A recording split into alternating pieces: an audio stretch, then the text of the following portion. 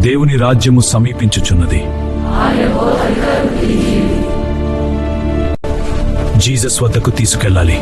జనం ఎక్కువగా ఉన్నారు. ఇంటి పైకప్పు మీదకు వెళ్దాం. ఇక్కడ తిరుగుదాం, జాగ్రత్తగా.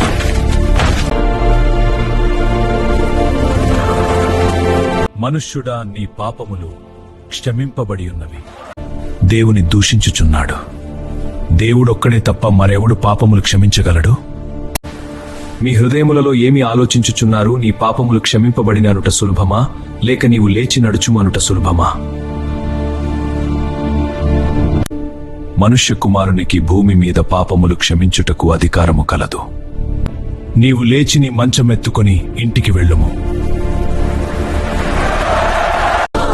దేవునికి మహిమ. దేవుని స్తుతించుడి.